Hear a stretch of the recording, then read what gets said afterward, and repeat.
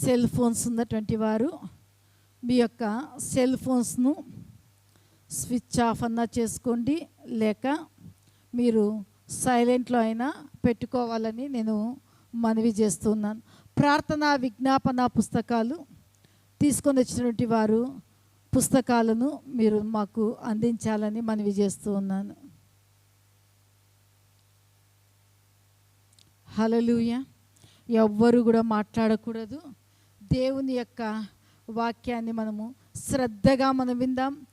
దేవుడు మనందరికీ కూడా వినగల చెవులను, గ్రహించేటువంటి మనస్సును, వాక్యానుసారంగా జీవించేటువంటి జీవితాన్ని పరిశుద్ధాత్మ దేవుడు అనుగ్రహించునుగాక. Amen, amen. ఈ యొక్క సమయంలో వాక్య సందేశాన్ని అందించడానికి సోదరు మోజస్ పాలనకు ఈ యొక్క సమయాన్ని నేను అప్పగిస్తూ ఉన్నాను. చప్పట్లు కొడుతూ హల్లెలూయా. ప్రభునామంలో చేరవచ్చినందరికీ కూడా మరి హృదయపూర్వక వందనాలు తెలియజేస్తూ ఉంటున్నాను. దేవుని యొక్క వాక్యం కాసేపు మనం ధ్యానం చేసుకుందాం.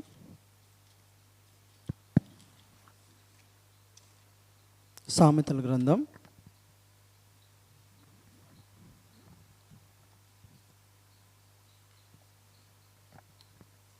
12వ అధ్యాయం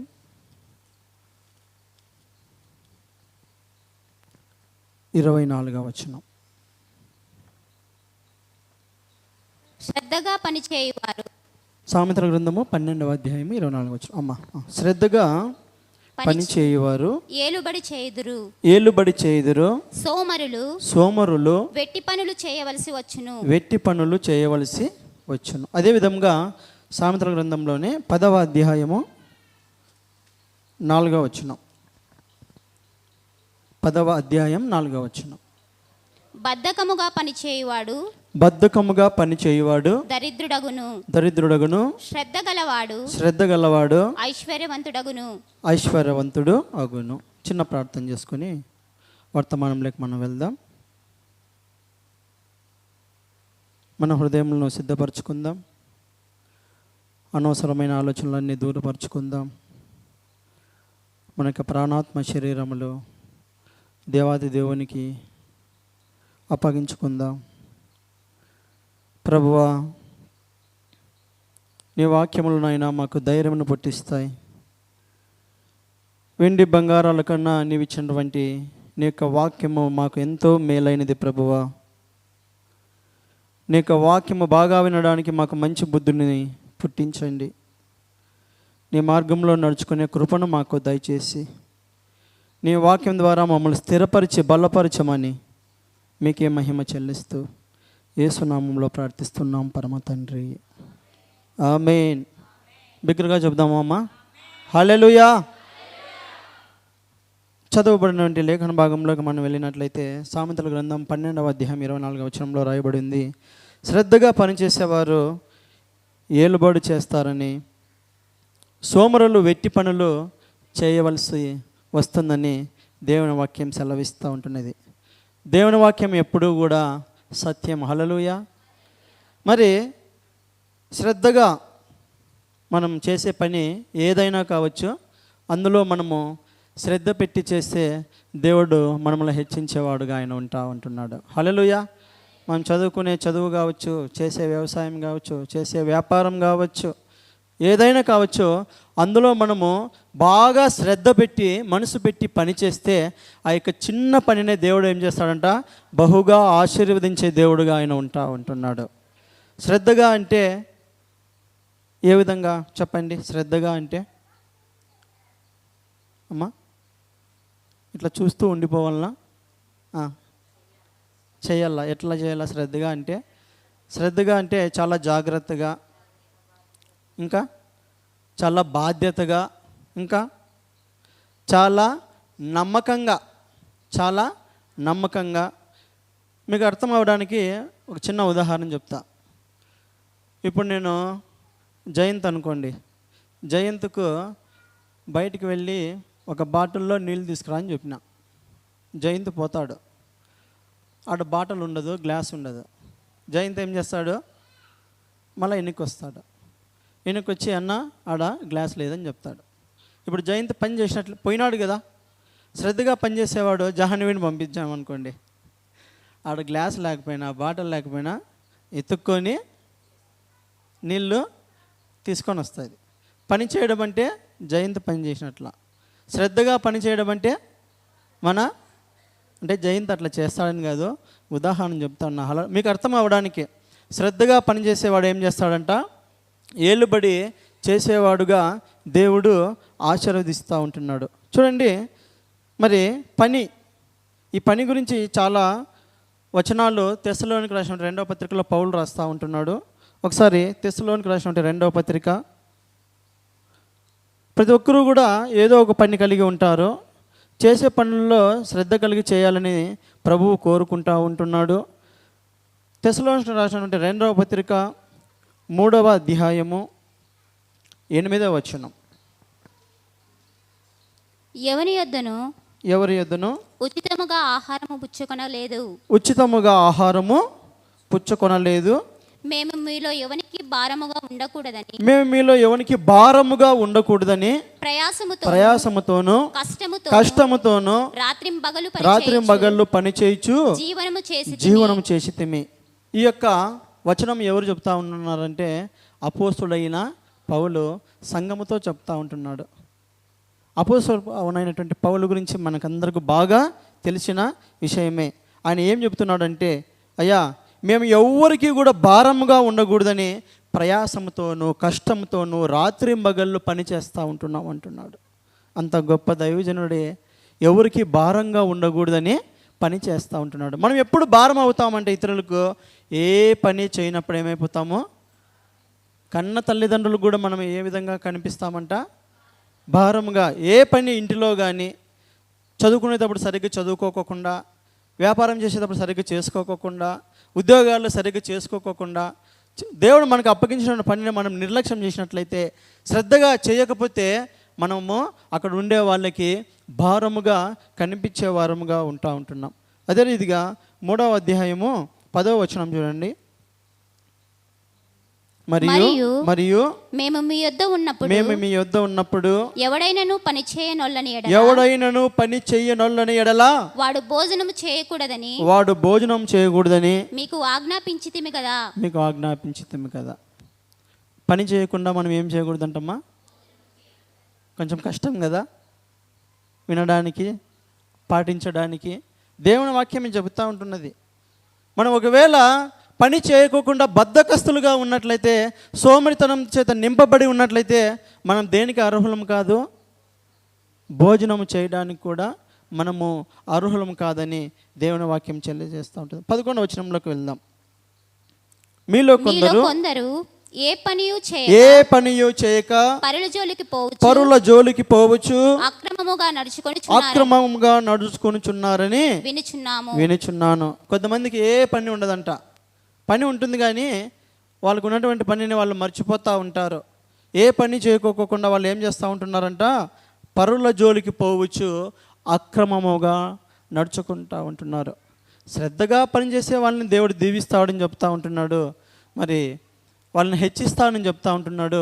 ఉన్న పనిని విడిచిపెట్టి సోమరుల వల్లే ఏ పని చేయకోకుండా పరుల జోలికి ఎప్పుడు పోవచ్చు, అక్రమంగా మనం నడుచుకున్నట్లయితే మరి దేవుడు మనల్ని మరి విస్మరించేవాడుగా ఉంటున్నాడు. మరొక వచనం 12వ వచనం. అట్టివారు నెమ్మదిగా పని చేయొచ్చు సొంతముగా సంపాదించుకొని ఆహారము భుజింపవలనని మన ప్రభువైన యేసుక్రీస్తు పేరట వారిని ఆజ్ఞాపూర్వకముగా హెచ్చరించుచున్నాను. ప్రతి ఒక్కరు కూడా నెమ్మదిగా పని చేసుకోవాలని, సొంతముగా ఆహారం సంపాదించుకోవాలని మరి దేవుని యొక్క వాక్యం సెలవిస్తూ ఉంటున్నది. ఉన్న పనిని మనము శ్రద్ధగా చేయకపోతే మరి సోమరులుగా ఉన్నట్లయితే దేవుడు ఏ పనిని కూడా మరి హెచ్చించేవాడుగా ఆయన ఉండడు. బైబిల్ గ్రంథంలో ఒక వ్యక్తిని నేను మీకు చూపిస్తాను. ఆయన ఎంత శ్రద్ధగా పనిచేస్తాడు, మరి ఏ విధంగా దేవుడు ఆయన హెచ్చించినాడు అని మనం చదువుకుందాం. ఆదికాండం 37వ అధ్యాయం 12వ వచనం, 12, 13 వచనాలు. అతని సహోదరులు షెకెములో తమ తండ్రి మందను మేపుటకు వెళ్ళిరి. అప్పుడు ఇజ్రాయేలు యోసేపును చూచి, నీ సహోదరులు షెకెములో మంద మేపుచున్నారు, నిన్ను వారి ఎద్దుకు పంపెదను రమ్మన్నప్పుడు అతడు మంచిదని అతనితో చెప్పను. ఈ యొక్క లేఖన భాగం ఎవరి గురించి రాయబడింది? మనం చదువుకున్న లేఖన భాగం ఎవరికి పని చెప్తా ఉంటున్నారు? యాకోబు యోసేపుకు పని అప్పగిస్తూ ఉంటున్నాడు. యోసేపుకు యాకోబు ఏమవుతాడంటే తండ్రి అవుతాడు. తండ్రి తన కుమారుని పిలిచి ఒక పనిని అప్పగిస్తూ ఉంటున్నాడు. అది ఏం పని అంటే, మీ యొక్క సహోదరులు షెకెములో మరి మందను మేపడానికి వెళ్తూ ఉంటున్నారంటే, గొర్రెలను మేపడానికి వెళ్తూ ఉంటున్నారు, నీవు వారి దగ్గరికి వెళ్ళాలి అని చెప్పినప్పుడు యోసేపు ఏమని చెప్తున్నాడు? మంచిదని అతనితో చెప్పాను. చూడండి, తల్లిదండ్రులు మరి రకరకాల పనులను తమ యొక్క పిల్లలకు అప్పగిస్తూ ఉంటారు, వారి యొక్క వయసును బట్టి, వారి యొక్క సామర్థ్యాన్ని బట్టి. ఈ కాలపు పిల్లలకు ఏదైనా పని అప్పగించినట్లయితే చేయడానికి మరి మంచిగా ఉండరు, చాలా భారముగా దాన్ని ఫీల్ అవుతూ ఉంటారు. లేకపోతే నాకే ఎక్కువ పని చెప్తావని ఎదురు తిరిగే పిల్లలుగా ఉంటున్నారు. మనం యోసేపు యొక్క జీవితాన్ని మనం గమనించినట్లయితే, యోసేపు అనగానే మనకు మొట్టమొదట మన మనసుకు వచ్చే ఆలోచన ఏమిటంటే ఆయన చాలా పరిశుద్ధుడనే వస్తుంది. అదే రీతిగా యోసేపు యొక్క జీవితంలో మరొక మంచి లక్షణం కూడా ఉంటున్నది. భక్తుల యొక్క జీవిత చరిత్రలో మనం చదువుతూ ఉంటున్నప్పుడు వారి యొక్క జీవితంలో నుంచి అనేక సత్యాలను మనం నేర్చుకోవచ్చు. యోసేపు ఎంతగానో శ్రద్ధ కలిగి ప్రతి ఒక్క పనిని కూడా నిర్వర్తించేవాడు. ఏ పనిని అప్పగించినా కానీ, ఏ పరిస్థితుల్లో అయినా కానీ ఆయన ఎప్పుడూ కూడా శ్రద్ధ కలిగి మరి పని చేసేవాడు. ఇప్పుడు యోసేపుకు తన తండ్రి అంటే యాకోబు ఒక పనిని అప్పగిస్తూ ఉంటున్నాడు. అప్పగించినప్పుడు ఆయన ఏమంటున్నాడంటే మంచిది తండ్రి అని సంబోధిస్తూ ఉంటున్నాడు. ఇప్పుడు యోసేపు యొక్క పరిస్థితిని మనం ఒకసారి ఆలోచన చేసినట్లయితే, యాకోబుకు ఎంతమంది కుమారులమ్మా? 12 మంది కుమారులు. ఒక క్రికెట్ టీంలో ఎంతమంది ఉంటారంటే 12 మంది. అంటే ఒక క్రికెట్ టీం రెడీగా ఉంది యాకోబు కుటుంబంలో. అందులో యోసేపు ఎన్నోవ వాడు? 11వ వాడు. లాస్ట్ వాడు బెన్యామిన్. 11వ వాడు యోసేఫ్. మరి చిన్నవాడా పెద్దవాడా వయసు రీత్యా? యోసేఫు చాలా చిన్నవాడు. మరి అదే రీతిగా వయసులో చాలా చిన్నవాడు. తన తండ్రికి ఆయన ఎదురు చెప్పచ్చు, నాన్న నేను వయసులో చాలా చిన్నవాడిని కదా, నువ్వు నాకే ఎందుకు చెప్తున్నావని అనవచ్చు, కానీ అనలేదు. రెండవదిగా యాకోబు దగ్గర చాలామంది పనివారు ఉంటున్నారు. దేవుడు బహుగా ఆశీర్వదించినాడు యాకోబును. ఉచిత సలహా ఇవ్వలేదు యోసేపు తన తండ్రికి, నాన్న మన దగ్గర చాలామంది పనివారు ఉన్నారు కదా, వాళ్ళలో ఎవరికైనా ఒకరికి చెప్పవచ్చు కదా అని ఉచిత సలహా ఇవ్వలేదు. యోసేపుకు ఒకటిదే తెలుసు, తండ్రి యొక్క మాటను వినడం మాత్రమే తెలుసు. హల్లెలూయా. మరియు రెండవదిగా తన యొక్క అన్నలు యోసేపు మీద చాలా పగ పట్టిన వారని దేవుని యొక్క వాక్యం సెలవిస్తూ ఉంటున్నది. అదే ఆదికాండంలో 37వ అధ్యాయంలో 3-4 వచనాలు చూసుకుందాం. 3-4 వచనాలు. మరియు యోసేపు ఇజ్రాయేలు వృద్ధాపమందు పుట్టిన కుమారుడు గనుక తన కుమారులందరికంటే ఎక్కువగా అతన్ని ప్రేమించి అతని కొరకు విచిత్రమైన నిలువుటంగి కుట్టించెను. బహు వృద్ధాపంలో యాకోబు ఉంటున్నప్పుడు యోసేపు జన్మించడం జరిగింది. చిన్న కుమారులు అంటే ఎవరికన్నా కూడా కాస్త ఎక్కువ ప్రేమనే ఉంటుంది. ఈ కుటుంబంలో కూడా అదే జరుగుతూ ఉంటున్నది. మరి తండ్రి తన కుమారుడు అయినటువంటి యోసేపును ప్రేమించడం వలన ఒక మంచి నిలువుటంగి కుట్టిస్తూ ఉంటున్నాడు. దాని వలన అన్నలకు ఏమొచ్చిందంట? కోపం వచ్చింది, పగ వచ్చింది, ఈర్ష్య, అసూయ, ద్వేషం చేత నింపబడుతూ ఉంటున్నారు. 4వ వచనంలో మనం దాన్ని గమనించవచ్చు.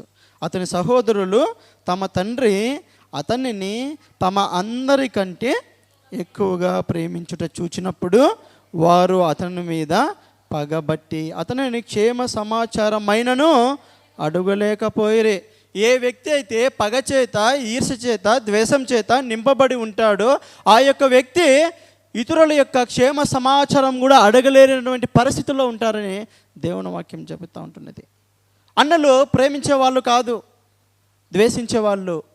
యోసేపు యొక్క జీవితంలో ఆ యొక్క సందర్భం గుండా వెళ్తూ ఉంటున్నాడు.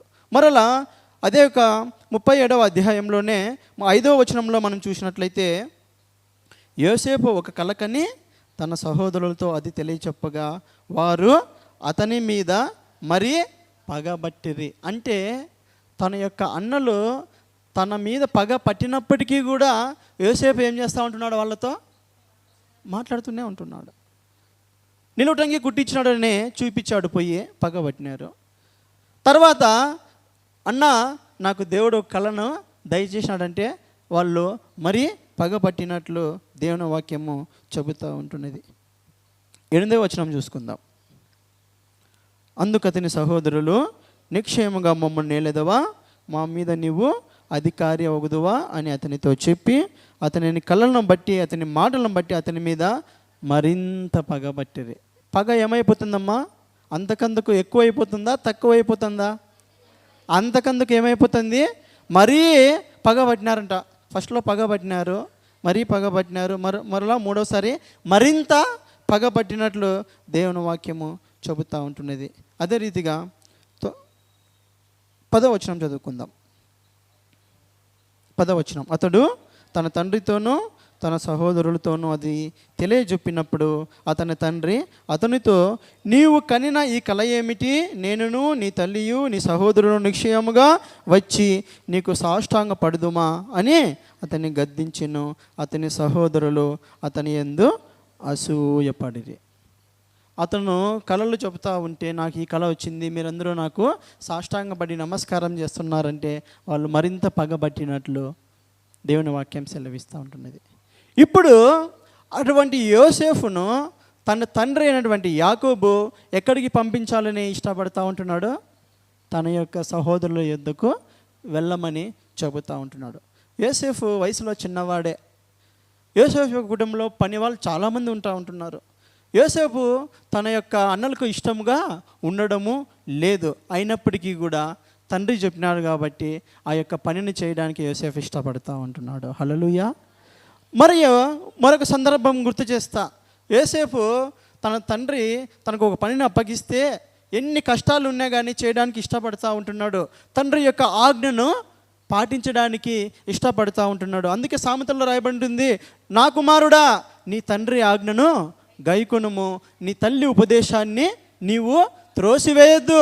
జ్ఞానము గల కుమారుడు అంట తండ్రిని ఎప్పుడు కూడా సంతోషపరుస్తాడంట. బుద్ధి లేనివాడు తన యొక్క తల్లికి దుఃఖాన్ని తీసుకొని వస్తాడని దేవుని వాక్యం సెలవిస్తూ ఉంటున్నది. చూడండి ఎంత మరి దైవత్వంలో మరి యోసేపు పెరుగుతూ ఉంటున్నాడు. మూడవదిగా మనం గమనించినట్లయితే చూడండి 14వ వచనం. అప్పుడు అతడు నీవు వెళ్ళి నీ సహోదరుల క్షేమమును మందక్షేమమును తెలుసుకొని నాకు వర్తమానం తెమ్మని అతనితో చెప్పి హెబ్రోను లోయలో నుండి అతన్ని పంపెను. ఇక్కడ మనం బాగా గమనించినట్లయితే 37వ అధ్యాయం మొదటిలో వీళ్ళు కానాను అనే దేశంలో నివసిస్తూ ఉంటున్నారు. యాకోబు యొక్క కుటుంబము ఏ దేశంలో నివసిస్తూ ఉందమ్మా? కానాను దేశం. ఇప్పుడు ఈ యొక్క కానాను దేశం నుంచి ఎక్కడికి వెళ్ళాలంట? షెకెంకి వెళ్ళాలి. కానాను దేశం నుంచి షెకెంకి వెళ్ళాలి. హెబ్రోను లోయ నుండి పంపిస్తూ ఉంటున్నాడు యోసేపును. హెబ్రోను లోయ నుంచి షెకెముకు ఎంత దూరం అని మనం ఒకసారి గమనించినట్లయితే దాదాపుగా 80 కిలోమీటర్ల దూరం ఉంటుంది. ఎంత దూరం అమ్మా? 80 కిలోమీటర్ల దూరం వెళ్ళాలి యోసేపు. ఇప్పుడు మరి అది చాలా బహుదూరమైనది కదా. యోసేపు యొక్క వయస్సు చూసినట్లయితే ప్రారంభంలో 17 సంవత్సరాలుగా ఉన్నప్పుడే మందను మేపుతూ ఉంటున్నాడు. అటువంటి 17 సంవత్సరాల వయసు ఉన్నటువంటి యోసేపును తన తండ్రి ఒక పనిని అప్పగించి బహుదూరముగా ఉన్నటువంటి షెకెము దేశానికి పంపిస్తూ ఉంటున్నాడు. ఎంత దూరం ఉంటా ఉంటున్నదంట? 80 కిలోమీటర్ల దూరం ఉంటా ఉంటున్నది. ఏదో బైక్ అయితే నేను వెళ్తా డాడీ, కార్ అయితే వెళ్తా డాడీ, లేదా కనీసం సైకిల్ ఉన్నా వెళ్ళడానికి బాగుంటుంది కదా. కానీ ఆ యొక్క సమయంలో ఎటువంటి రవాణా సాధనాలు కూడా లేవు. ఖచ్చితంగా ఏ విధంగా వెళ్ళాలంట, వెళ్తే నడుచుకుంటే వెళ్ళాలి, లేదంటే గాడిదల మీద అయినా వెళ్ళాలి. ఇప్పుడు అంతమంది సహోదరు దగ్గరికి వెళ్ళేటప్పుడు తన తండ్రి యోసేపు చేత ఏమీ పంపించకుండా ఉంటాడా? మన పిల్లలు హాస్టల్లో చదువుతుంటారు కదమ్మా, పోయేటప్పుడు చేతులు ఊపుకుంటూ పోతామా? చేతులు నిండా పట్టుకొని పోతాం కదా. ఏది ఇష్టమో ముందుగా కనుక్కొని, లేదంటే మనవాడు హాస్టల్ నుంచి మన ఇంటికి వచ్చేటప్పుడు సిద్ధపరుస్తాం కదా, వాడికి ఏమి ఇష్టం అన్నీ మంచిగా సిద్ధపరుస్తాం కదా. ఇప్పుడు 10 మంది అన్నలు అక్కడ మందను మేపుతూ ఉంటున్నారు. 10 మంది యొక్క క్షేమ సమాచారాన్ని కనుగొని రమ్మని యాకోబు పంపిస్తూ ఉంటున్నాడు. మరి యోసేపు చేత ఏ ఆహార పదార్థాలు పంపించకుండా ఉంటాడా? ఎటువంటి లగేజ్ లేకుండా పోతాడా? ఎంతో లగేజ్ను కూడా తీసుకొని పోతూ ఉంటున్నాడు. మరొక అంశం గుర్తు చేస్తా, అంత దూరంలో ఉన్నటువంటి వ్యక్తులు అక్కడే ఉంటారని తెలియదు. గొర్రెలు మేపే వాళ్ళు ఒకటే చోటే ఉంటారు, స్థిరంగా పోతూ ఉంటారు. గాలి ఎట్లా పోతుంటే వాళ్ళు కూడా ఎక్కడ మేత ఉంటే అక్కడికి వెళ్తూ ఉంటారు. ఇప్పుడు గూగుల్ లొకేషన్ ఉన్నా కానీ ఖచ్చితంగా మనం పోలేం, ఆడాడే తిరుగుతూ ఉంటాం, కానీ ఆ లొకేషన్ మనకు దొరకదు. చూడండి యోసేపు యొక్క ఎంత శ్రద్ధగా తన యొక్క తండ్రి మాటను వినడానికి ఇష్టపడుతూ ఉన్నాడంటే, వయస్సు చిన్నవాడైనప్పటికీ, చాలా దూరమైనప్పటికీ, మరియు అక్కడ తన అన్నలు దొరుకుతారో లేదో ఖచ్చితంగా తెలియనప్పటికీ కూడా యోసేపు ఏం చేస్తూ ఉంటున్నాడంట, తన యొక్క తండ్రి మాటకు మరి శిరసావహిస్తూ ఉంటున్నాడు. సరే వెళ్తానని చెప్పాడు, ఏం జరిగింది చూద్దాం. 15వ వచనం. అతడు పొలములో ఇటు అటు తిరుగుచుండగా ఒక మనుష్యుడు అతనిని చూచి నీవేమి వెతుకుచున్నావని అతన్ని అడిగెను. అందుకతడు, నేను నా సహోదరులను వెతుకుచున్నాను, వారు ఎక్కడ మందను మేపుచున్నారో అది దయచేసి నాకు తెలుపమని అడిగెను. యోసేపు తన యొక్క ప్రయాణాన్ని తన యొక్క తండ్రి అప్పగించిన పనిని బట్టి ప్రారంభిస్తూ ఉంటున్నాడు. ఆ యొక్క హెబ్రోన్ లోయ నుండి ఎక్కడికి వెళ్తూ ఉంటున్నాడు? షెకెము అనే దేశానికి వెళ్తూ ఉంటున్నాడు. వెళ్ళిన తర్వాత తన తండ్రి ఏదైతే చెప్పాడో ఆ ప్రాంతానికి వెళ్ళాడు.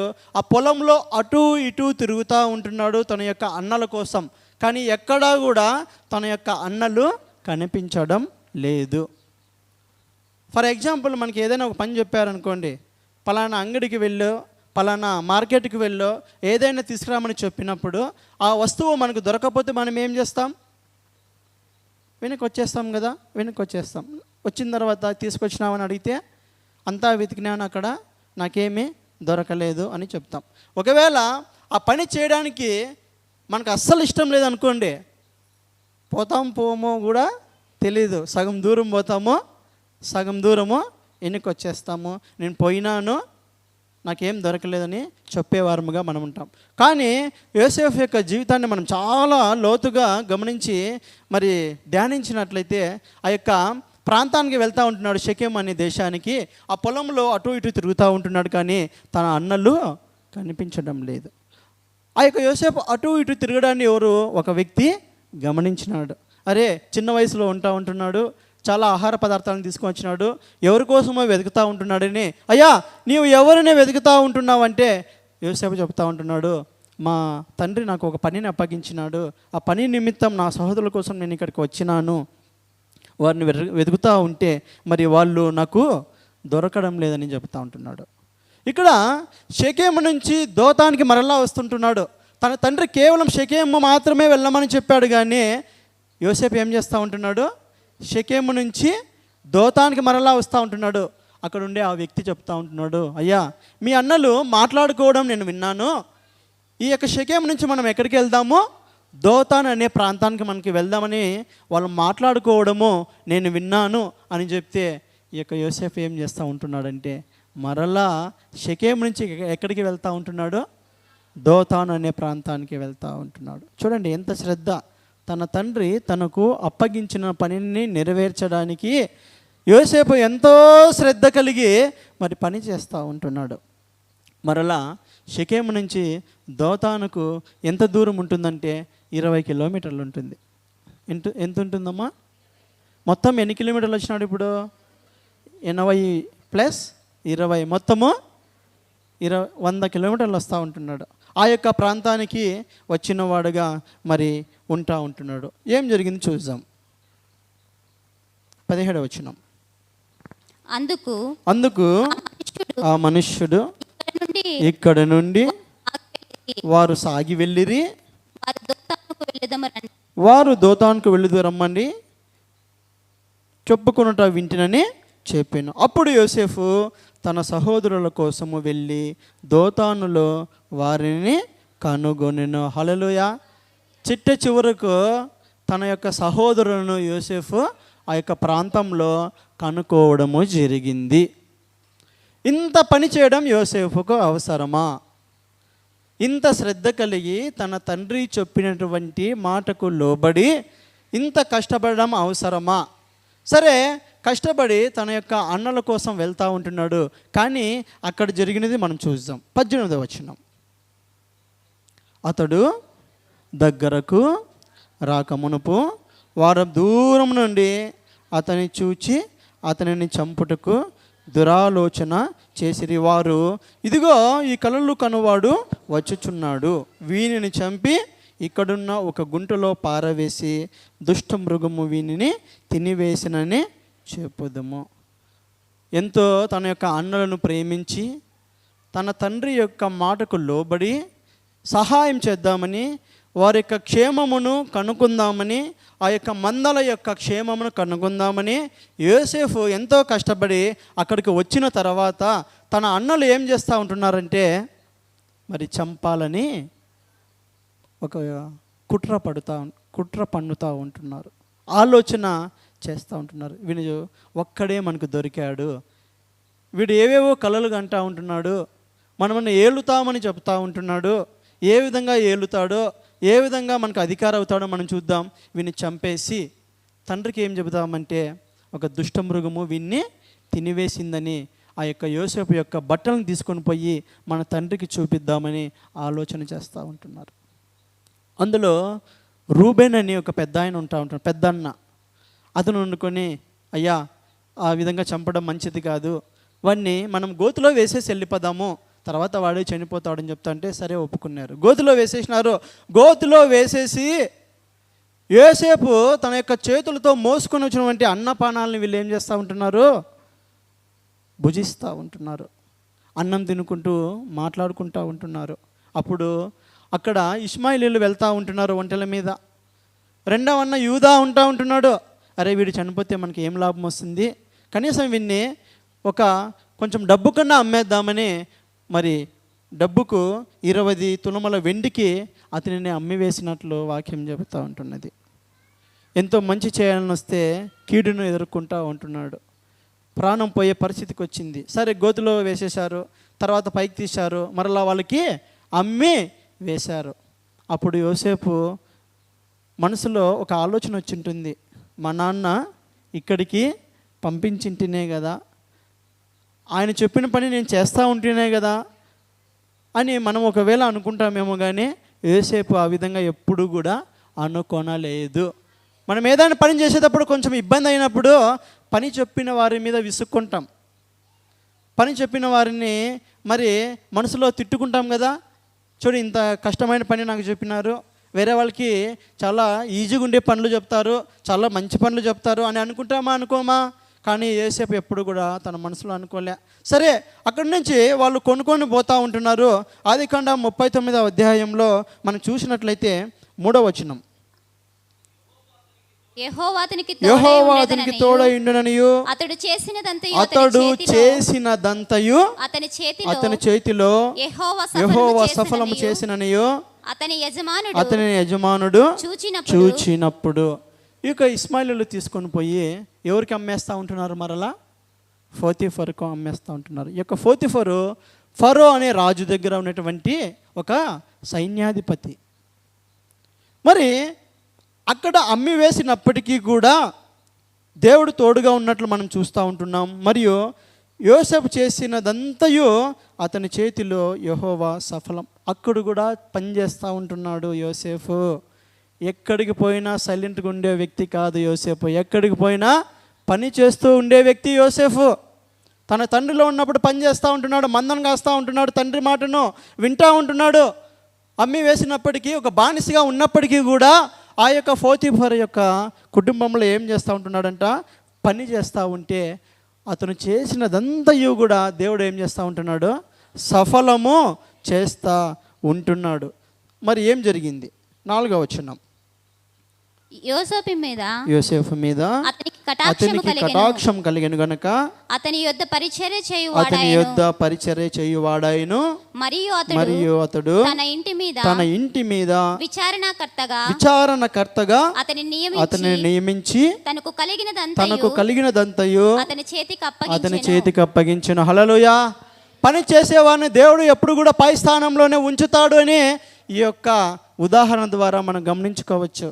బానిసగా ఆ యొక్క పోతీఫర్ ఇంటిలో ఉన్నప్పటికీ కూడా శ్రద్ధ కలిగి యోసేపు పని చేస్తూ ఉంటే దానిని పోతీఫర్ చూసి ఆ ఇంటిలో ఉన్నటువంటి వారందరి మీద కూడా విచారణకర్తగా నియమించడం జరిగింది. హల్లెలూయా.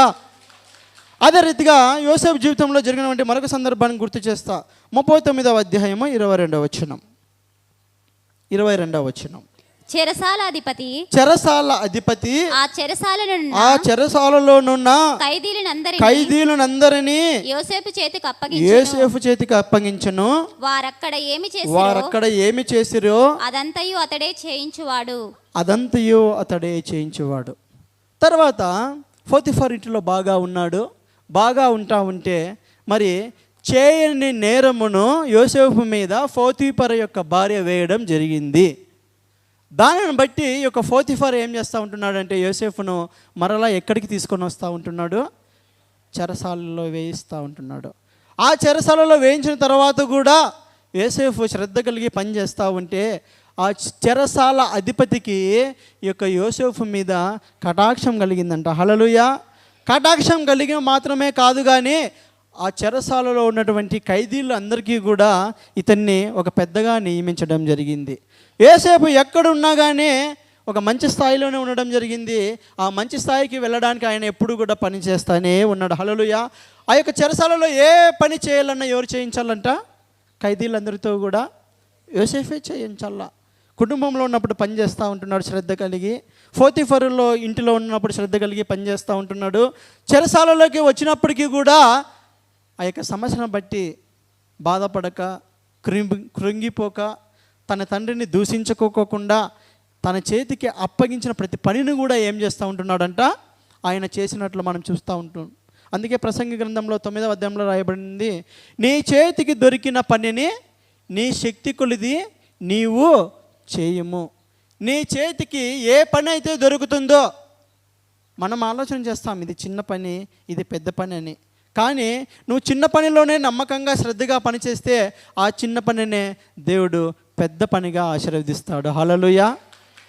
మనం ఒక్కొక్కసారి మనం చదివినటువంటి చదువులను బట్టో మనకున్నటువంటి జ్ఞానాన్ని బట్టో ఉద్యోగాలు రానప్పుడు ఈ పని నేను చేయాలనా, నేనంతా, నా క్వాలిఫికేషన్ అంతా, నా జ్ఞానం ఎంత అని కొంతమంది సంవత్సరాలు వ్యర్థముగా గడపడానికే ఇష్టపడతారు. కానీ దేవుడు తమకు అనుగ్రహించినటువంటి ఆ యొక్క చిన్న పనులను చేయడానికి ఇష్టపడరు. నువ్వు చేసే వ్యాపారం ఎంత చిన్నదైనా కావచ్చు, చేసే ఉద్యోగం ఎంత చిన్నదైనా కావచ్చు, నువ్వు చదువుతున్నటువంటి చదువు కావచ్చు, ఏదైనా కావచ్చు, మనము శ్రద్ధ కలిగి మనసు పెట్టి పని చేస్తే మన చదువును దేవుడు దీవిస్తాడు, మన వ్యాపారాలను దీవిస్తాడు, మన ఉద్యోగాల్లో కూడా ఆయన మనములను హెచ్చించాడని దేవుని వాక్యం సెలవిస్తూ ఉంటున్నది. కాబట్టి నీ చేతికి అప్పగించబడిన పనిని నువ్వు ఏం చేయాలంటే నీ శక్తి కొలది చేయాలా. మనం కొద్దిమంది గమనిస్తూ ఉంటాం, ఏదైనా పని చెప్పినప్పుడు మనుషులు ఉన్నప్పుడు బాగా చక్కగా చేస్తారు, కానీ మనుషులు పోయినప్పుడు అట్లా ఇసిరేస్తారన్నమాట పక్కనికి. చాలామంది వ్యక్తులను నా జీవితంలో చూసా. కానీ దేవుడు పై రూపమును లక్ష్య పెట్టుడు కానీ అంతరంగ రూపమును లక్ష్య పెట్టేవాడుగా ఉంటాడు. దేవుడిని వెంబడిస్తున్న మనము మనకు దేవుడు ఇచ్చిన శక్తి కొలది, సామర్థ్యం కొలది పనిచేసేవారుగా ఉంటే దేవుడు ఖచ్చితంగా అదే పనిలోనే మనల్ని దీవించేవాడుగా ఉంటున్నాడు. నాకు ఓ వ్యక్తి తెలుసు, చిన్నప్పుడే మరి కూలి పని చేసేవాడు, తర్వాత మేస్త్రిగా ఎదిగినాడు, తర్వాత కాంట్రాక్టర్గా ఎదిగినాడు, తర్వాత రియల్ ఎస్టేట్ చేస్తూ ఉంటున్నాడు, తర్వాత లక్షలు సంపాదిస్తూ ఉంటున్నాడు. హల్లెలూయా. కాబట్టి మనం చేసే పనుల్లో శ్రద్ధ కలిగి మనసు పెట్టి పనిచేస్తే దేవుడు ఖచ్చితంగా మనములను, ఆయన మనములు కాకుండా ఎవరిని దీవిస్తాడండి? తన పిల్లలను కాకుండా ఇంకెవరిని దీవిస్తాడు ఆయన? మనము మరి ఎందుకు ఐశ్వర్యవంతులు కావడం లేదంటే, ఎందుకు ఏలుబడి చేసేవారుగా ఉండడం లేదంటే, మనం చేసే పనిలో మనం శ్రద్ధ నిలపడం లేదు, మనసు పెట్టడం లేదు. కాబట్టి మనము వెట్టి పనులు చేయవలసి వస్తూ ఉంటున్నది. కాబట్టి శ్రద్ధ కలిగిన వారిని దేవుడు ఏలుబడి చేస్తాడని దేవుని వాక్యము సెలవిస్తూ ఉంటున్నది. చూడండి, తర్వాత యోసేపుకి జీవితంలో ఏం జరిగింది చూద్దాం. చెరసాల నుంచి తర్వాత 40వ అధ్యాయము 4వ వచనం. ఆ సేనాధిపతి వారిని యోసేపు వశము చేయగా అతడు వారికి ఉపచారము చేసెను. ఇప్పుడు యోసేపు చెరసాలలో ఉంటున్నాడు. చెరసాలలో ఉన్నటువంటి ఆ యొక్క ఖైదీలకి అందరికీ కూడా ఒక అధిపతిగా ఉంటున్నాడు కదా. అటువంటి సందర్భంలో ఆ యొక్క చెరసాలలోకి మరి రాజు దగ్గర పనిచేసే పానదాయకులు, భక్షకారుడని ఒక 2 వ్యక్తులు తప్పు చేయడం వలన వారిని ఎక్కడ వేస్తూ ఉంటున్నారంట? చెరసాలలోకి వేస్తూ ఉంటున్నారు. వారు చెరసాలలోకి వచ్చిన తర్వాత ఇప్పుడు చెరసాలలో అధిపతి ఎవరు? యోసేపుకు వారి చేత పని చేయించే అధికారం ఉందా లేదా? ఉంది. కానీ యోసేపు ఆయన పని చేయించుకోకుండా వారికే ఉపచారం చేస్తూ ఉంటున్నాడంట. హల్లెలూయా. అంటే తాను ఉన్నటువంటి స్థాయిని బట్టి, తాను ఉన్నటువంటి అధికారాన్ని బట్టి ఆయన మరి తాను గణపరుచుకోవడం లేదు. కానీ అయ్యా మీరు ఉంటే రాజు దగ్గర అధికారులుగా ఉండవచ్చు, ఇప్పుడు నా ఎద్దుకు వచ్చినారు, నేను చెప్పిన పని మీరు చేయాలా అని చెప్పడం లేదు. కానీ వాళ్ళకే యోసేపు ఏం చేస్తూ ఉంటున్నాడంట? ఉపచారం చేస్తూ ఉంటున్నాడని మరి ఆదికాండం 40వ అధ్యాయము మరి 4వ వచనంలో మనము గమనిస్తూ ఉంటున్నాం. దీన్ని బట్టి యోసేపుకు జీవితంలో మనం జాగ్రత్తగా గమనించినట్లయితే ఎక్కడికి పోయినా కానీ ఆయన ఏం చేస్తూ ఉంటున్నాడమ్మా? తనకు అప్పగించిన పనిని శ్రద్ధ కలిగి చేస్తూ ఉంటున్నాడు. కాబట్టి దేవుడు ఏలుబడి చేసే వ్యక్తిగా యోసేపు జీవితాన్ని ఆశీర్వదించినాడు. హల్లెలూయా. మరి ఈ విధంగా జరిగిపోతూ ఉంటున్నది. మరి ఏం జరిగింది యోసేపు యొక్క జీవితంలో? ఆదికాండం 41వ అధ్యాయము 38వ వచనం. అతడు తన సేవకులను చూచి ఇతని వల్లే దేవుని ఆత్మగల మనుషుని కనుగొనగలమా అని అనెను. మరియు ఫరో, దేవుడు ఇదంతయు నీకు తెలియబరచను గనుక నీ వలె వివేక జ్ఞానం గల వారెవరునూ లేరు, నీవు నా ఇంటికి అధికారివై ఉండవలను, నా ప్రజలందరూ నీకు విధేయులై ఉందరు, సింహాసన విషయంలో మాత్రమే నేను నీకంటే పైవాడిని ఉందునని యోసేపుతో చెప్పెను. హల్లెలూయా. మరి ఆ విధంగా యోసేపు యొక్క జీవితం చెరసాలలో ఉంటున్నాడు. ఒకరోజు అక్కడ ఉన్నటువంటి పానదాయకునికి, భక్షకారునికి కళలు వచ్చినట్లు మనకు తెలిసినదే. ఆ యొక్క కళలకు భావము ఎవరు చెప్తా ఉంటున్నారు? యోసేపు చెబుతూ ఉంటున్నాడు. యోసేపు చెప్పినట్లే జరిగింది. తర్వాత వారు బయటికి రావడం జరిగింది. అందులో మరలా కొద్ది రోజుల తర్వాత రాజుకు కూడా ఏమొస్తూ ఉంటున్నాయంట? కళలు వస్తూ ఉంటున్నాయి. కళలు వస్తూ ఉంటే దాని యొక్క భావం చెప్పేవాళ్ళు ఒక్కరు కూడా లేరు. ఆ యొక్క రాజ్యంలో ఉన్నటువంటి అందరినీ పిలిపిస్తూ ఉంటున్నాడు. వాళ్ళు ఒక్కరు కూడా చెప్పలేకపోయారు. అప్పుడు ఆ యొక్క పానదాయకుడు చెప్తా ఉంటున్నాడు, రాజా నా తప్పును నేను జ్ఞాపకం చేసుకుంటా ఉంటున్నాను. నేను చెరసాలలో ఉన్నప్పుడు నాకు కూడా ఒక కళ వచ్చినప్పుడు ఒక హెబ్రీయుడు ఉంటున్నాడు. అతనికి కళలు చెప్పే మరి కళలకు భావం చెప్పే మరి వరం ఉంటున్నది. నీవు అతనిని పిలిపించినట్లయితే నీకు ఖచ్చితంగా నీ సమస్యకు పరిష్కారం చెప్తాడు, నీ కళలకు అర్థం చెప్తాడు అని పానదాయకుడు చెప్పినప్పుడు రాజు ఏం చేస్తూ ఉంటున్నాడంటే యోసేపుని ఏం చేస్తూ ఉంటున్నాడు? తీసుకొని రమ్మని చెప్తా ఉంటున్నాడు. యోసేపు వచ్చాడు, కళ్ళకు అర్థం చెప్పినట్లు మనం చూస్తూ ఉంటున్నాం. అర్థం మాత్రమే చెప్పడం కాదు కానీ ఒక సలహా ఇస్తూ ఉంటున్నాడు. అయ్యా మరి నీ రాజ్యంలో ఒక మంచి వ్యక్తిని, జ్ఞానం కలిగిన వ్యక్తిని నువ్వు అధికారిగా నియమించుకో, అప్పుడు నీ రాజ్యం బాగుంటుందని చెప్తా ఉంటే రాజు చెప్తా ఉంటున్నాడు, నీ వంటి జ్ఞానం గలవాడు నా రాజ్యంలో లేడని చెప్తా ఉంటున్నాడు. నా ఇంటి మీద నీవే అధికారమై ఉండు, నేను సింహాసనం విషయంలో మాత్రమే నేను అధికారిని, కానీ మిగతా అన్ని విషయాలలో ఈ యొక్క రాజ్యం మీద నీకు అధికారం ఇస్తూ ఉంటున్నానని చెప్తా ఉంటున్నాడు. హల్లెలూయా. ఒక బావిలో పడిపోయినటువంటి ఆ యొక్క బాలుని దేవుడు మరి బానిసగా మార్చబడిన తర్వాత చెరసాలలో ఖైదీగా ఉంచబడిన ఒక వ్యక్తిని ఇప్పుడు దేనిగా ఆశీర్వదిస్తూ ఉంటున్నాడంటే ఆ యొక్క రాజ్యంలో ఒక ప్రధానిగా నియమిస్తూ ఉంటున్నాడు. హల్లెలూయా. ఇవన్నీ గమనించి ఒకసారి యోసేపు జీవితంలోకి మనం లోపలికి వెళ్ళి చూసినట్లయితే ఇదంతా ఎందుకు జరిగింది తెలుసా? తన తండ్రి తనకు అప్పగించినటువంటి పనిని శ్రద్ధగా చేయడం వల్లనే. హల్లెలూయా. మనం ఒకసారి పని చేసేటప్పుడు ఇబ్బందులు ఉంటాయి, ఇరుకులు ఉంటాయి, కష్టాలు ఉంటాయి, నష్టాలు ఉంటాయి. చాలామంది కొన్ని పనులు చేస్తారు, కొద్ది రోజుల తర్వాత ఆ పని మానేస్తారు, తర్వాత పని చేస్తారు, మరలా మానేస్తారు. ఆ విధంగా పనులన్నీ మార్చుకుంటూ వెళ్తూ ఉంటారు. కాబట్టి తమ జీవితంలో ఆశీర్వాదాన్ని చూడలేరు. మనకు అప్పగించిన పని ఏదైనా కానీ, కష్టమైన ఇబ్బంది అయినా అదే పనిని నమ్మకంగా ఒక బాధ్యతగా మరి మనము సమయానికి అనుకూలంగా చేసినట్లయితే అదే స్థానంలోని దేవుడు మనం ఏం చేస్తాడంట, హెచ్చించేవాడుగా ఉంటాడని మనము యోసేపు యొక్క జీవితం నుంచి మనము గమనించుకోవచ్చు. మరి ఇంకొక వ్యక్తిని చూపిస్తాను. హెబ్రీలకు రాసినటువంటి పత్రిక, హెబ్రీలకు రాసినటువంటి పత్రిక 12వ అధ్యాయము.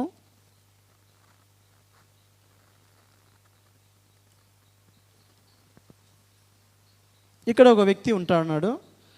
తాను చాలా అశ్రద్ధగా జీవిస్తూ ఉంటున్నాడు. దాని ద్వారా ఆశీర్వాదాన్ని కోల్పోయిన వ్యక్తిగా ఉంటున్నాడు. హెబ్రీలకు రాసినటువంటి పత్రిక 12వ అధ్యాయము 17వ వచనం. ఏశావు ఆ తరువాత ఆశీర్వాదము పొందగోరి కన్నీళ్లు విడుచుచు దానికోసరము శ్రద్ధతో వెతికినను మారు మనసు పొంద అవకాశము దొరకక విసర్జింపబడినని మీరెరుగుదు. ఇంతవరకు మనము యోసేపు యొక్క జీవితం గురించి ధ్యానం చేసుకున్నాం. ఆయన ఏ విధంగా మరి శ్రద్ధగా పనిచేసి మరి ఒక ఏలుబడి చేసే వ్యక్తిగా దేవుడు దీవించాడో మనం తెలుసుకున్నాం. తర్వాత ఇక్కడ మరొక వ్యక్తి ఉంటున్నాడు, ఏశావు. ఈ యొక్క వ్యక్తి పేరు ఏం పేరమ్మా? ఏశావు అంట. ఆ తరువాత ఆశీర్వాదము పొందగోరి కన్నీళ్లు విడుస్తూ ఉంటున్నాడు. చూడండి, ఏ సమయంలో ఏ వయసులో మనం ఏది చేయాలో ఆ వయసులోనే ఆ సమయంలోనే మనం శ్రద్ధగా చేయాలి. మనకు అప్పగించినటువంటి పనులను మనం ఆ సమయంలో నిర్లక్ష్యం చేసి అశ్రద్ధ చేసినట్లయితే పోయిన సమయం మరలా వస్తుందా? రానే రాదు. కొద్దిమంది చెప్తూ ఉంటారు కదా, డబ్బు పోతే మరలా అయినా సంపాదించుకోవచ్చు కానీ సమయము పోతే మాత్రము. కొంతమంది తెలివంతులు అంటారు, రేపు వస్తుంది కదా అంటారు. ఈరోజు పోతే ఈరోజు చేయకపోతే రేపు చేస్తా అని అంటారు కదా. వాక్యం ఏం చెప్తుంది? రేపటికి మనము ఉంటామో ఉండమో తెలియదు. నీటి మీద బుడగ వంటిది మానవుని యొక్క జీవితం.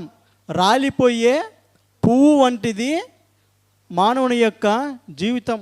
పువ్వులు చూడండి, ప్రొద్దున్నే ఎంత చూడముచ్చటగా, ఎంత అందంగా, ఎంత మంచి సువాసనను విదజల్లుతూ ఉంటాయి కదా. అదే సాయంత్రం అదే పువ్వును మనం కోరుకుంటామా? కోరుకోం. ఎందుకు? వాడిపోయింటుంది, సువాసన రాదు. అదే పువ్వుని మనం కాళ్ళ కింద తొక్కేస్తాం.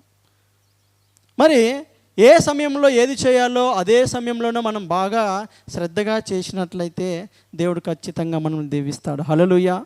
ఏశావు మరి కన్నీళ్ళు విడుస్తూ ఉంటున్నాడు. తన జీవితంలో జరిగిపోయినటువంటి సందర్భాన్ని గుర్తు చేసుకుంటూ కన్నీళ్ళు విడుస్తూ ఉంటున్నాడు. కానీ మారు మనసు పొందడానికి అవకాశము రాలేదని దేవుని వాక్యం సెలవిస్తూ ఉంటున్నది. అసలు ఏశావు ఏం చేశాడో చూద్దాం. ఆదికాండము 25వ అధ్యాయము.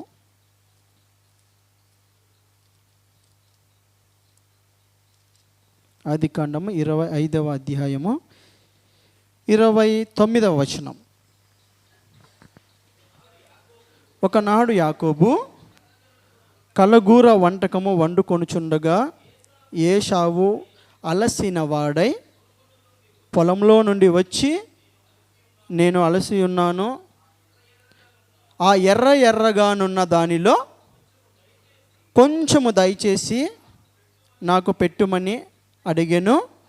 అందుచేత అతని పేరు ఎదోము అనబడు. ఇక్కడ ఇద్దరు అన్నదమ్ములు ఉంటున్నారమ్మ, యాకోబు, ఏశావు. యాకోబు ఎప్పుడు కూడా ఇంటిలో ఉండేవాడు. ఏశావు ఎప్పుడు కూడా వేటాడే నైపుణ్యం కలిగినవాడు. ఒకరోజు ఏశావు అడవికి వెళ్ళి వేటాడడానికి పొద్దు నుంచి సాయంత్రం వరకు ఎంత పని చేసినా కానీ ఒక్క జంతువు కూడా దొరకలేదు. చాలా ఆకలి వేస్తూ ఉన్నది. ఇంటికి వచ్చి చూస్తే తన తమ్ముడు ఇంట్లోనే ఉన్నాడు కదా, ఆయన ఏం చేస్తూ ఉంటున్నాడంట, అమ్మా కలుగూర వంటకం అంటే చిక్కుడుకాయ కదా, చిక్కుడుకాయ కూర ఎర్రగా చేస్తూ ఉంటే ఆకలి చేత నింపబడ్డాడు కదా, తన తమ్ముని దగ్గరికి పోయి అయ్యా నాకు ఆకలి వేస్తుంది కాస్త పెడతావంటే అప్పుడు ఈయన ఏమంటున్నాడు 30వ వచనంలో యాకోబు, అందుకు యాకోబు అందుకు యాకోబు నీ జ్యేష్ఠత్వము నేడు నాకిమ్మని అడుగగా ఏశావు నేను చావబోచున్నాను కదా, జ్యేష్ఠత్వము నాకెందుకనెను. సరే, ఇక్కడ కాస్త ఆలోచన చేద్దాం. యాకోబు తెలివిగా ఇప్పుడు కుటుంబంలో ఏశావు పెద్దవాడు, యాకోబు చిన్నవాడు. ఇప్పుడు యాకోబు ఒక ట్విస్ట్ పెట్టాడు. ఏమని ట్విస్ట్ పెట్టాడంటే, ఈ ఆహారం నీకు కావాలంటే నీ జ్యేష్ఠత్వాన్ని నాకు ఇచ్చేయమని అడుగుతూ ఉంటున్నాడు. ఏశావు ఏమంటున్నాడంటే, ప్రాణమే పోతూ ఉంటే నాకు ఈ జ్యేష్ఠత్వం ఎందుకు, నీకే ఇస్తాను, నువ్వు తీసుకో అని ఆ యొక్క జ్యేష్ఠత్వాన్ని అమ్మి వేసినట్లు మనం చూస్తూ ఉంటున్నాం. ఆ కాలంలో ఒక కుటుంబంలో ఒక వ్యక్తి జ్యేష్ఠుడిగా ఉండడం అంటే చాలా అది గొప్ప భాగ్యం. ఒక ఇంటిలో పెద్ద కుమారునికి ఆ కాలంలో ఏం చేసేవాళ్ళంటే ఆస్తిని కూడా రెట్టింపిచ్చేవాళ్ళు. అది మాత్రమే కాదు, ఒకవేళ తండ్రి ఆ కుటుంబంలో లేనట్లయితే ఆ కుటుంబ బాధ్యతను ఎవరు నడిపించాలంట, పెద్ద కుమారుడే నడిపించాలి.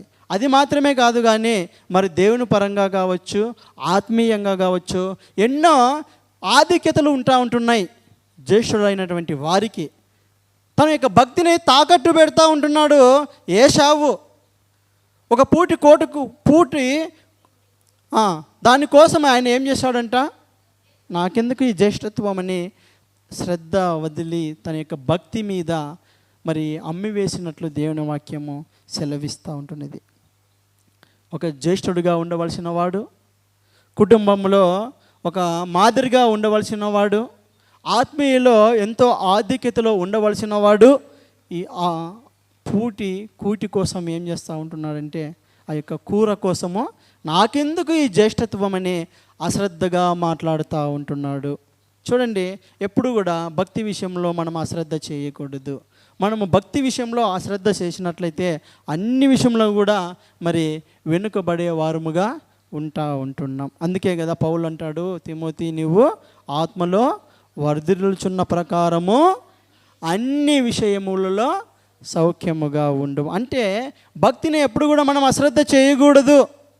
ఏశావు యొక్క జీవితంలో చేసినటువంటి గొప్ప మిస్టేక్ ఏమిటంటే తన జ్యేష్ఠత్వాన్ని ఆయన ఏం చేస్తూ ఉంటున్నాడమ్మా, అమ్మి వేస్తూ ఉంటున్నాడు. చూడండి మరి ఏం జరిగిందంటే ఆదికాండము 27వ అధ్యాయము 37వ వచనం. అందుకు ఇస్సాకు ఇదిగో అతన్ని నీకు ఏలికనుగా నియమించి అతని బంధుజనులందరినీ అతనికి దాసులుగా ఇచ్చి తిని ధాన్యమును ద్రాక్షారసమును ఇచ్చి పోషించి తిని గనుక అతనిని పోషించి తిని గనుక నా కుమారుడా నీకేమి చేయగలనని ఏశావుతో ప్రత్యుత్తరమియ్యగా ఏశావు నా తండ్రి నీ యొద్ద ఒక దీవెనయే ఉన్నదా. నా తండ్రి మైక్ రావడం లేదు, నేను చదువుతా. ఏశావు ఏమంటున్నాడంటే ఏశావుని, నా తండ్రి నీ యొద్ద ఒక దీవెనయే ఉన్నదా, నా తండ్రి నన్ను నిన్ను కూడా దీవించుమని తన తండ్రితో చెప్పి ఏశావు ఎలుగెత్తి ఏడువగా. చేయరాని పనులు చేసి తర్వాత ఎంత ఏడ్చినా కానీ ఏం లాభం ఉంటుందమ్మా? కొన్ని మన జీవితంలో తప్పు చేసినప్పుడు సరిదిద్దుకోగలం, కానీ కొన్ని తప్పులు గిన మనం చేసినట్లయితే సరిదిద్దుకోవడానికి అవకాశం ఉంటుందా? ఉండదు. ఇప్పుడు కొంతమంది యవనస్తులు నేను ఆమెనే పెళ్లి చేసుకుంటా, ఆమె అంటేనే నాకు ఇష్టం అని అంటారు. తల్లిదండ్రులు ఎంత వాదించినా కానీ లేదు, లేచిపోయి చేసుకుంటూ ఉంటారు. తర్వాత కొద్ది రోజుల తర్వాత తమ జీవితంలో బాధపడుతూ ఉంటారు. ఇప్పుడు ఆ తప్పును సరిదిద్దుకోవడానికి అవకాశం ఉందా? లేదు. ఎందుకంటే ఒక్కసారి మరి వివాహ బంధం చేత మరి ఏకమైన వారిని ఎవరు కూడా, ఏ మనుషులు కూడా ఏం చేయకూడదమ్మా, విడదీయకూడదని దేవుని వాక్యం సెలవిస్తూ ఉంటున్నది. అదే ఆ తప్పు చేయకముందే అరే నేను ఈ పని చేయొచ్చా, ఇది చేయకూడదా అని ఆలోచించి సరైన నిర్ణయం తీసుకున్నట్లయితే ఎంతో మంచిదిగా ఉండేది. ఈరోజు ఏశావు కూడా ఎల్లుగెత్తి ఏడుస్తూ ఉంటున్నాడు, కన్నీళ్లు విడుస్తూ ఏడుస్తూ ఉంటున్నాడు. అయినప్పటికీ కూడా కోల్పోయినటువంటి జ్యేష్ఠత్వాన్ని పొందుకోవడానికి అవకాశం ఉందా? లేనే లేదు. కాబట్టి మనము పనిచేసే విషయంలో కావచ్చు శ్రద్ధ కలిగి పని చేయాలి. మన యొక్క భక్తి విషయంలో కావచ్చు చాలా శ్రద్ధ కలిగి మన యొక్క భక్తిని మనం నిర్మించుకోవాలి, మన భక్తిని సాధకము చేయాలి. హల్లెలూయా. జకర్యా గ్రంథంలో రాయబడి ఉంటుంది, మీరు పాటలు పాడండి, మీ మధ్యలోకి నేను వస్తానని దేవుడు చెబుతూ ఉంటున్నాడు. హల్లెలూయా. స్తుతి యాగము అర్పించేవాడు ఎవరిని మహిమపరుస్తూ ఉంటున్నాడంట? దేవాది దేవుని మహిమపరుస్తూ ఉంటున్నాడు. నన్ను ఆరాధించేవారు ఆత్మతో సత్యముతో ఆరాధించవాలని దేవుని వాక్యం సెలవిస్తూ ఉంటున్నది. ఎప్పుడు మనకు వీటి యొక్క ప్రాముఖ్యత బాగా తెలుస్తుందో, దాని విలువ మనం తెలుస్తుందో, మనము ఆయనకు పాటలు పాడకుండా ఉండలేం. హల్లెలూయా. ఆయన స్తుతించకుండా ఆరాధించకుండా ఉండలేం. ఎన్ని కష్టాలు వచ్చినా ఇబ్బందులు వచ్చినా. ఈరోజు మరి కాస్త కొద్దిమంది రాలేకపోయారు. ఎందుకు రాలేకపోయినారంటే, అరే వర్షం వస్తుందేమో, వర్షం వస్తే ఏ విధంగా పోవాలా, మళ్ళీ మా పరిస్థితి ఏ విధంగా ఉంటుంది అని ముందుగానే భయపడింటారు. కాబట్టి ఏమైపోయినారు, వాళ్ళు రాలేకపోయినారు. కానీ వర్షం వచ్చిందా? రాలేదు. అదే మనం నమ్మకంతో విశ్వాసంతో వచ్చినాం అనుకోండి, నిజమైన విశ్వాసం ఏమంటాడు తెలుసా? వర్షం వచ్చినా కానీ నేను వర్షంలో తడుచుకుంటైనా నా దేవుని మందిరానికి వెళ్తానని నిర్ణయం చేస్తాడు. హల్లెలూయా. మన విశ్వాసంతో ప్రార్థన చేస్తే దేవుడు మరి వర్షాన్ని ఆపివేయచ్చు, చాలా సంతోషం. కానీ ఆపివేయకపోయినా కూడా నా దేవుని మందిరానికి నేను వెళ్తానని నిర్ణయం చేస్తాడు. శద్రక్ మేషక్ అబేద్నెగోలు అదే అంటారు కదా, నా దేవుడు మమ్మల్ని రక్షించడానికి సమర్థుడు. ఒకవేళ రక్షించకపోయినా కానీ మేము నువ్వు చెప్పే పనిని మేము ఏమాత్రము చేయము అని అంటా ఉంటున్నాడు. మూడవ వాక్యం చూపించి నేను ముగిస్తాను.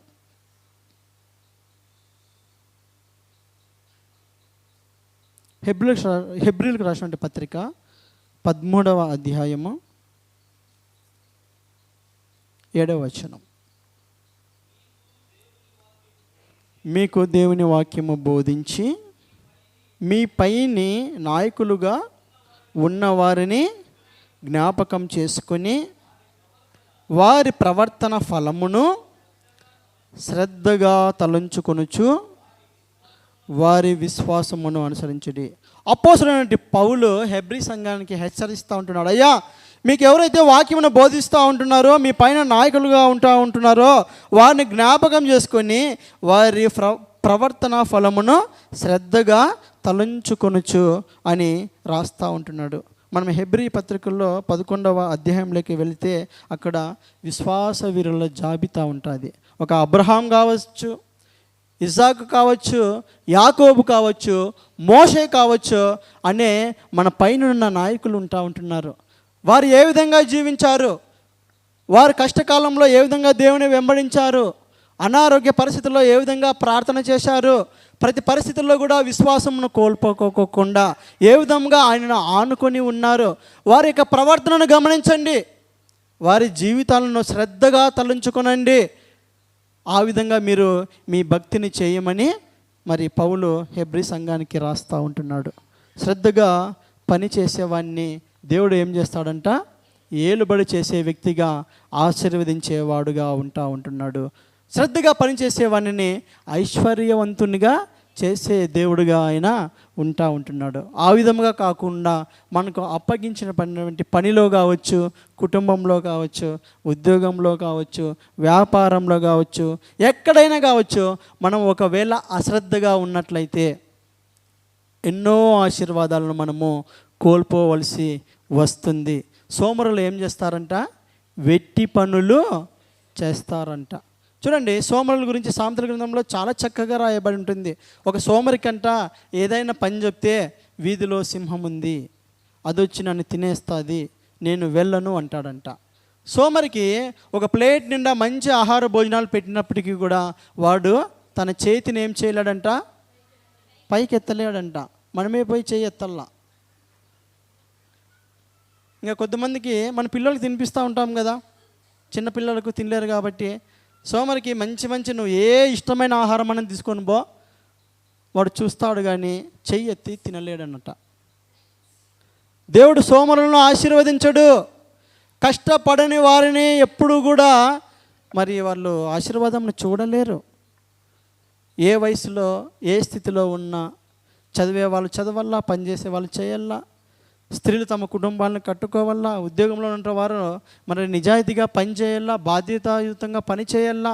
ఆ విధంగా చేస్తేనే దేవుడు నమ్మకంగా మనల్ని కూడా మరి ఏలుబడి చేసే వ్యక్తులుగా మరి చేస్తాడని మనం ఇంతవరకు ధ్యానించుకుందాం. అందులో మొట్టమొదటి ఎవరమ్మా వ్యక్తి? యోసేఫ్. శ్రద్ధగా పని చేసినాడా లేదా? తన తండ్రి తనకు అప్పగించిన పనిని శ్రద్ధగా, కేవలం కుటుంబంలోనే కాదు, చెరసాలలో ఉన్నప్పుడు కూడా చేస్తూ ఉంటున్నాడు. పోతీఫర్ యొక్క కుటుంబంలో ఉన్నప్పుడు కూడా చేస్తూ ఉంటున్నాడు. ఒక అధికారి అయినప్పటికీ కూడా తనకు అప్పగించినటువంటి పనిని శ్రద్ధగా ఆయన పనిచేస్తూ ఉంటున్నాడు. హల్లెలూయా. రెండవ వ్యక్తి గురించి మనం ధ్యానం చేసుకుందాం. ఏశావు. తన యొక్క భక్తి విషయంలో అశ్రద్ధ చూపించి తన జ్యేష్ఠత్వం యొక్క విలువ తెలియకుండా దానిని ఒక్క పూట కూటి కోసం ఏం చేస్తూ ఉంటున్నాడు, జ్యేష్ఠత్వాన్ని అమ్మివేసి తర్వాత దాని విలువను తెలుసుకున్నాడు. దాని విలువను తెలుసుకొని దాన్ని పొందుకోవడానికి ఎలుగెత్తి ఏడుస్తూ ఉంటున్నాడు, కన్నీరు కారుస్తూ ఉంటున్నాడు, మారమనసు పొందాలని ఎంత ఆశ పడుతూ ఉంటున్నాడు. కానీ అవకాశం ఏమైపోయిందంట, చేయి జారిపోయింది. కాబట్టి మనము చదివేటప్పుడే ఈ సంవత్సరమే నేను బాగా చదవాలా, ఇంకో సంవత్సరం ఉంటుందిలే అని ఎప్పుడూ అనుకోకూడదు. దానివల్ల మనము వెనుకబడిపోతూ ఉంటాం, ఇంకా కాంపిటీషన్ పెరిగిపోతుంది. ఎప్పుడు చదవాలో అప్పుడే చదవాలా, శ్రద్ధగా చదవాలా, ఖచ్చితంగా దేవుని సహాయం మనం పొందుకుంటాం. హల్లెలూయా. కాబట్టి దేవుడు శ్రద్ధగా పని చేసేవాడిని ఏం చేస్తాడంట, ఏలుబడి చేసే వాళ్ళుగా చేస్తానని చెబుతూ ఉంటున్నాడు. అదే రీతిగా చివరిగా పైనున్న నాయకుల యొక్క విశ్వాసంను మనం శ్రద్ధగా తలంచుకోవాలా, బైబిల్ బాగా చదవాలా. అప్పుడు వారు ఏ విధంగా ప్రవర్తించినారు, ఏ విధంగా భక్తి చేసినారని మనకు చక్కగా అర్థమయ్యేదిగా ఉంటున్నది. హల్లెలూయా. నా పైనున్న నాయకుల విశ్వాసము శ్రద్ధగా తలంచి నడుచుకుందును. నా పైనున్న నాయకుల విశ్వాసము నే శ్రద్ధగా తలంచి నడిపించినావు, బలపరచి కృపతో నడిపించినావు, బలపరచి కృపతో కాపాడినావు నా విశ్వాసము, కాపాడినావు నా విశ్వాసము, నా విశ్వాసము వృద్ధిపరచగలవు నా విశ్వాసము, సిగ్గుపరచవు నా విశ్వాసము, వృద్ధిపరచగలవు నా విశ్వాసము, సిగ్గుపరచవు. హల్లెలూయా. చిన్న ప్రార్థన చేసుకొని ముగించుకుందాం. ఒక్కసారి ఆ వాక్యమునంతా మరలా జ్ఞాపకం చేసుకుందాం. యోసేపు ఎంత శ్రద్ధ కలిగి పనిచేసి ఒక బానిస నుంచి అధికార స్థాయికి వెళ్ళగలిగాడు. తన తండ్రి ఆజ్ఞాపించినటువంటి పనిని చేయడానికి ఎంత ఇష్టంగా పనిచేస్తూ ఉంటున్నాడు. బహుదూరమైన వయసులో చిన్నవాడైనా అక్కడ ఆ పని జరుగుతుందో లేదో తెలియకపోయినా అయినప్పటికీ కూడా తల్లిదండ్రుల యొక్క ఆజ్ఞకు లోబడుతూ ఉంటున్నాడు. మనము మన యొక్క తల్లిదండ్రుల యొక్క మాటలను వినడానికి ఇష్టపడుతూ ఉంటున్నామా? ఈ పని మంచిది నేను చేస్తానని చెప్పగలుగుతూ ఉంటున్నామా? లేకపోతే తల్లిదండ్రుల మీద వ్యతిరేకంగా మాట్లాడుచున్నామా? ఒక్కసారి జ్ఞాపకం చేసుకుందాం. దేవుడు ఏ పనిలో మనల్ని ఉంచాడో ఒకసారి జ్ఞాపకం చేసుకుందాం. చదువుకునే విషయమా, వ్యాపారం చేసే విషయమా, ఉద్యోగం చేసే విషయమా, లేకపోతే ఏదైనా చిన్న పని అయినా కావచ్చు, ఏ విషయమైనా కావచ్చు, ఏ పనైనా కావచ్చు, ఆ పనిలో మనం మనస్ఫూర్తిగా చేస్తూ ఉంటున్నామా? శ్రద్ధ పెట్టి చేస్తూ ఉంటున్నామా? నీకు చేయడానికి ఇచ్చినటువంటి పనిని శక్తి లోపం లేకుండా చేస్తూ ఉంటున్నామా? ఒకసారి జ్ఞాపకం చేసుకుందాం. దేవా, యోసేపుని ఏ విధంగా ఇచ్చించినావు నాయన, అటువంటి శ్రద్ధను మాకు కూడా దయచేయి ప్రభువా. నీ పని మీద మాకు ఇష్టమును పుట్టించండి నాయన. మరలా యోసేపు జీవితం గురించి, ఏశావు జీవితం గురించి మాట్లాడావు. ఒక పూట కూటి కోసం నాయన జ్యేష్ఠత్వాన్ని, భక్తినే తాకట్టు పెడతా ఉంటున్నాడు. జ్యేష్ఠత్వాన్ని కోల్పోతూ ఉంటున్నాడు. నీవిచ్చిన ఆశీర్వాదాన్ని కోల్పోయిన వ్యక్తిగా ఉంటా ఉంటున్నాడు. కానీ కొద్ది రోజుల తర్వాత తెలుసుకొని మరలా ఎలుగెత్తి ఏడుస్తూ ఉంటున్నాడు, కన్నీళ్లు విడుస్తూ ఉంటున్నాడు. కానీ పొందుకోలేకపోయాడు. ప్రభువా, నీవు అవకాశం ఇచ్చినప్పుడే నాయన మేము రక్షణ పొందడానికి సహాయం చేయండి ప్రభువా. నీవు మాట్లాడినప్పుడే నీకు లోబడడానికి సహాయం చేయండి నాయన. నీ వాక్యమును నిర్లక్ష్యం చేసే మనసు మాలో నుంచి తీసివేయండి. నీ వాక్యమును బట్టి మమ్మల్ని స్థిరపరచండి ప్రభువా. తొట్టిల్లకుండా లేవనెత్తండి. మాకు ఇచ్చిన ప్రతి పనిలో కూడా నమ్మకముగా, శ్రద్ధగా పనిచేసి ఒక ఏలుబడి చేసే వ్యక్తులుగా మీరు దీవించమని వేడుకుంటా ఉంటున్నాం నాయన.